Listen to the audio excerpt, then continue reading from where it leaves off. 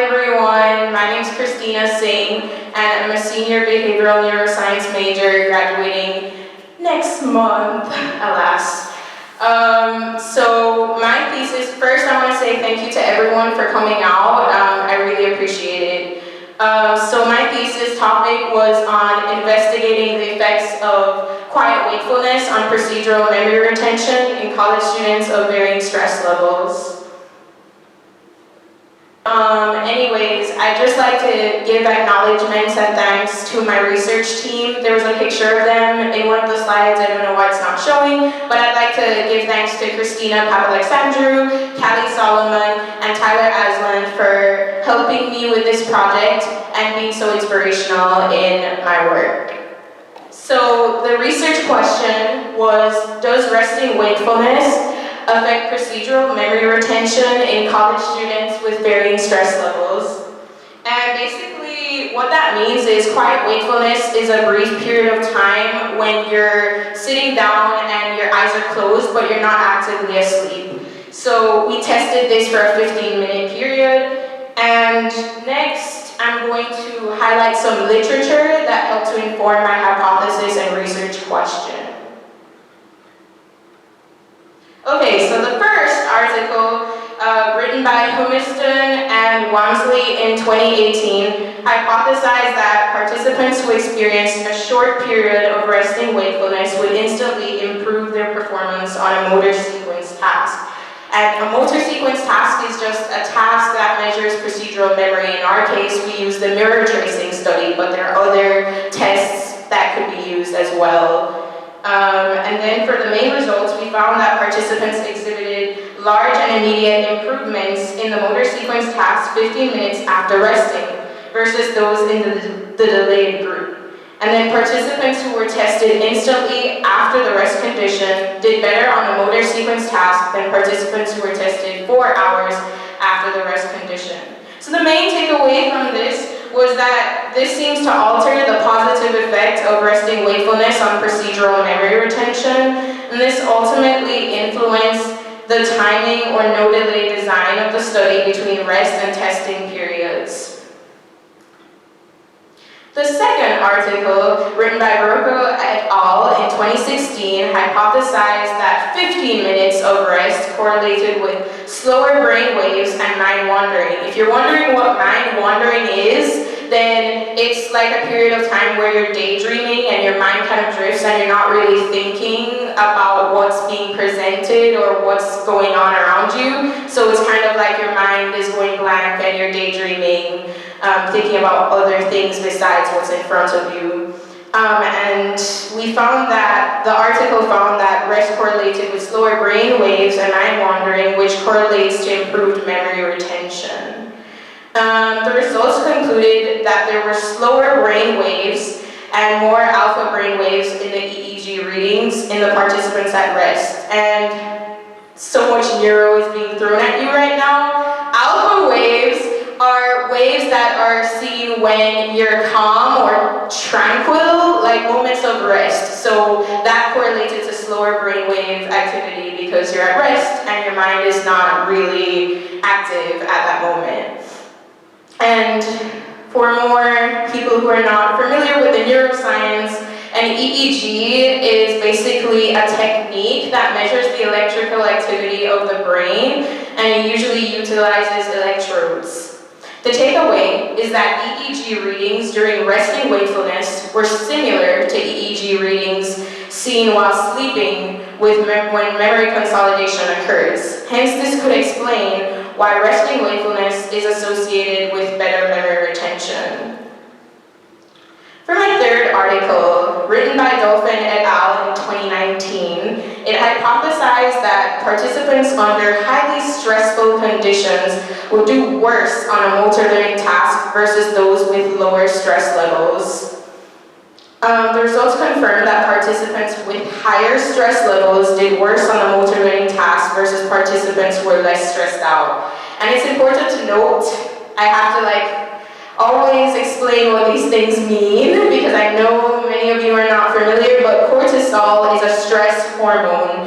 And And it's important to note that higher cortisol levels usually indicates memory consolidation defects. Because when you're more stressed, you're more likely to forget things, as we all know as college students.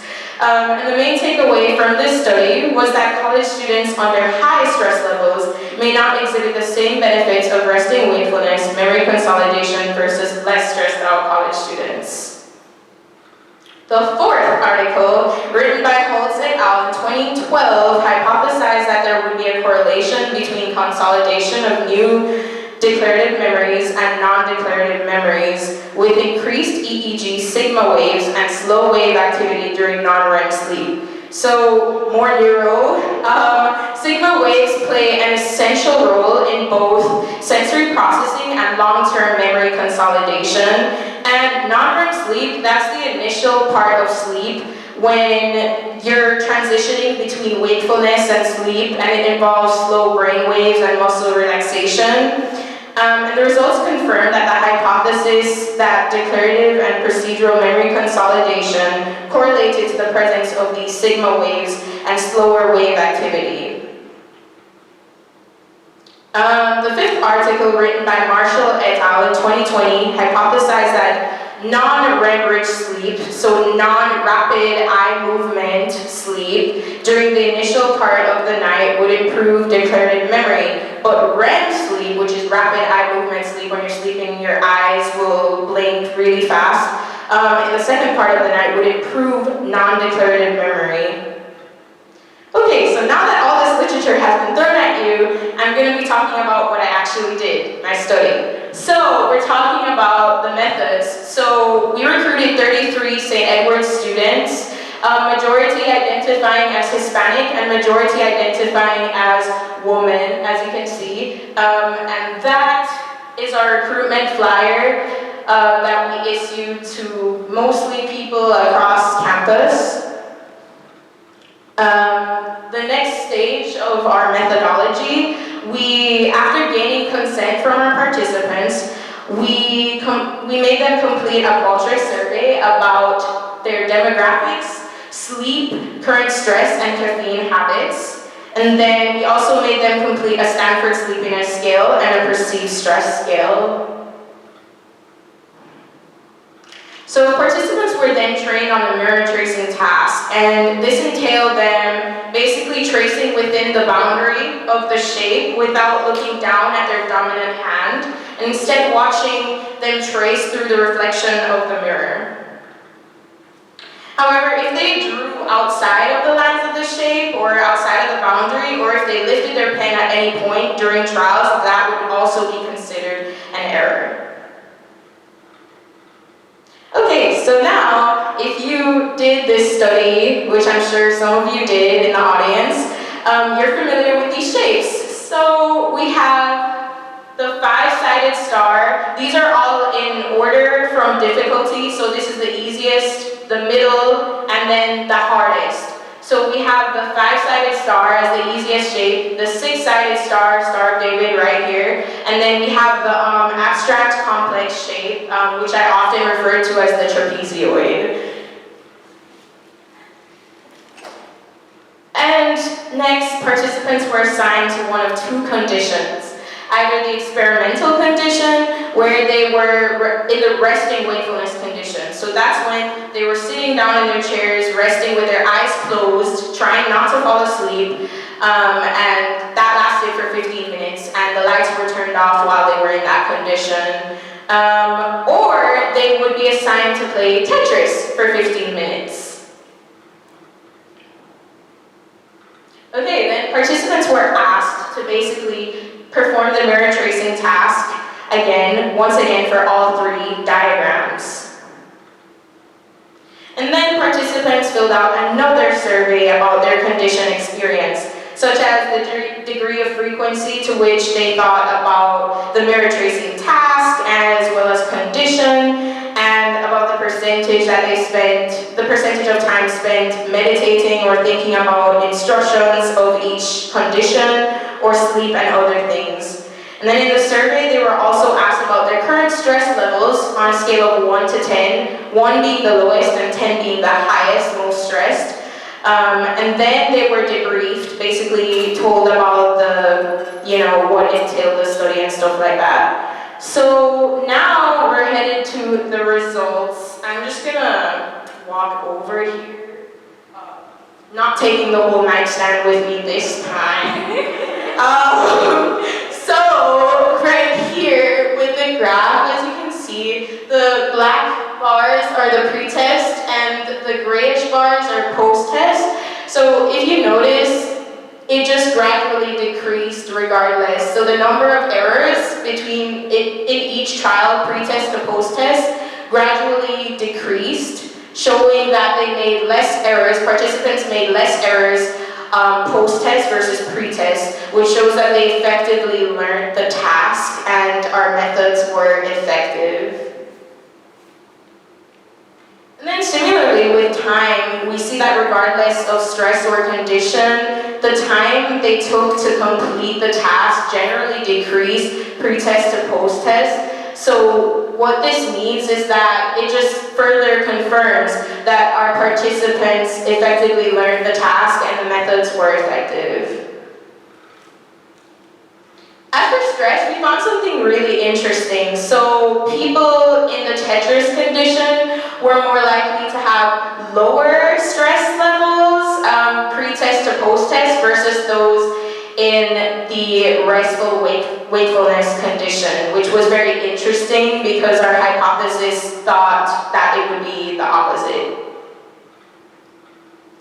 And now here's some new data. So I said in our second survey, we asked participants about the time they spent thinking about the task and the condition. So participants in the rest condition actually imagined the mirror tracing task more than the participants in the Tetris condition, as we just discussed. So hence why people in the Tetris condition probably did better, because they weren't actively thinking about the task. And then here we have in terms of a graph showing the percentage of time that participants spend meditating, thinking about the instructions of their condition, whether that be rest or Tetris, and sleep and other things. Participants in the Tetris condition spent a larger amount of time thinking about the instructions of their assigned conditions. So rather than thinking about the mirror tracing task, they were thinking about the video game and how to win and all those things, the logistics of the game, rather than the mirror tracing task. And then participants in the rest condition spent a larger amount of time meditating and thinking about sleep and other things than those in the Tetris condition. Okay, so I'll go back here. Didn't take the mic stand, that's good. So for the discussion, basically what we found was that previous studies found that resting wakefulness improved procedural memory retention relative to a distracted task. There's several possibilities why we didn't find either of these effects. We found instead in our experiment, we think that there are a couple limitations to why we didn't find the results that we expected to find. First of all, the Hawthorne effect. So our participants knew that we were watching them. Like, we were filming their hands, we were watching them, we had to watch for pen lift errors and stuff like that, so they knew that we were watching them. Then when they were completing the surveys and doing the Tetris game or resting, they knew about the two-way mirror because they asked me, how do you know? Like, how do you know that? Like, how am I waving to someone and you're coming? Like, they know that they're being watched. So, as a result, we think that could have caused them to behave differently than they normally would under normal circumstances, and that is a psychological phenomenon called the Hawthorne effect. And then we also found that there was also something with technology. So basically, we originally anticipated to use a complex device to actually count the errors that we were seeing, but because of expenses, we couldn't afford to do that, so we decided to do it manually instead and just count through all the diagrams, which could have led to some irregularities or errors along the way in our results tabulation and stuff like that. And then as for sampling, this data is not generalizable to a population because the sample size was too small and it's not diverse enough. So yeah, the next thing that we want to do for future directions, we want to incorporate more of a complex video game to further explore if a distractor task, such as playing a video game, could be more effective in alleviating stress than typical self-care activities that people consider stress relievers, like meditation, resting quietly, or exercising on a daily basis.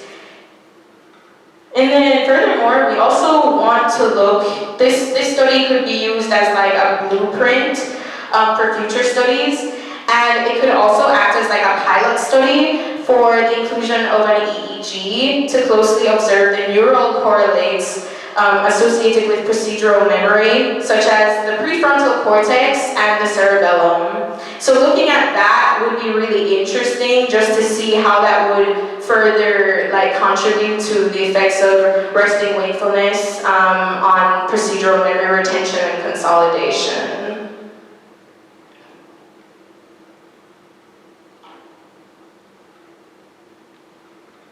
Okay, it skipped my acknowledgements. I don't know why it keeps skipping my acknowledgements, but I would like to thank Dr. Catherine Goldie for mentoring me on this study. I would also like to thank the Department of Behavioral and Social Sciences. I'd also like to thank my research team, Christina Papalexandru, Callie Solomon, and Tyler Asland. You guys are amazing. Thank you so much.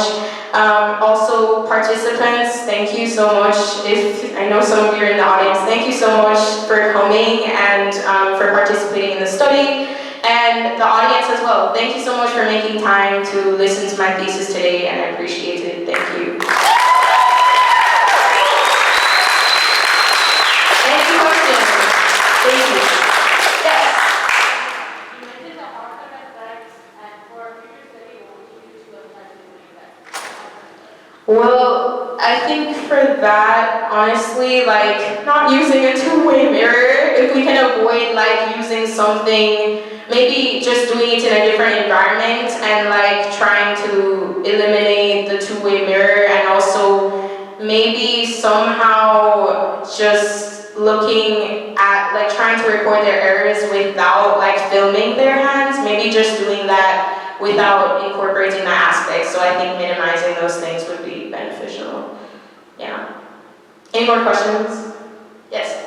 When you found the differences in what people thought about during the experimental versus control conditions, were those differences significant, or were they single trends? I think there were significant trends that we saw between the means. We just found that more people, we found higher means of people thinking or imagining about the task versus other people. Any more questions?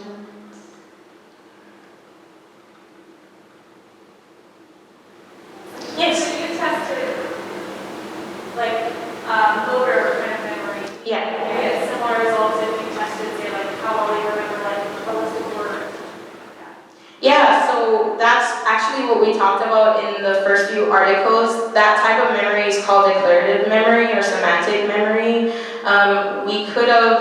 I think we could have done something with that for sure. I think there would have been differences probably, I'm assuming, because motor memory is more concerned with different parts of the brain versus declarative memory. I think it's more specific in terms of the neural correlates, so I expect there would be some kind of difference based on the type of memory. That's a good question. Any more questions? Yes? So the final exams coming up, you have all this expertise now in memory. What would you recommend people do to actually help consolidate it? Oh, that's a good question. Well, I've seen people, I don't know if you've seen this video that's been circulating on the internet, but it's this old woman who has Alzheimer's or dementia, and she used to be a ballerina. and she could remember like the songs and the choreography were like instantly. Even in the middle of her episode or whatever she was having, like she could remember every step, like move by move. It was in her muscle memory. So I think getting physical, like doing dance or sports or just getting active is like very beneficial for your mental health. So I would recommend find something that makes you happy and makes you feel active and gets your blood oxygen levels high so that you can improve and that can help you consolidate and retain more information. Yeah. Let's see, Christina, one more question. Oh, yes. Okay, so why do you want to study studying? Yeah, so I'm a dancer and I'm very interested in procedural memory and muscle memory. And so when I started this project, I instantly thought it would be really beneficial for people who are actively using like their procedural memory in daily tasks. You all use your procedural memory every single day to do things. You drive, you draw, you write. Like there's so many things that this study could benefit. Like there's so many areas that could be so beneficial with this work. So I saw relatability and I saw passion, and I combined those two things, and that's how this study was born.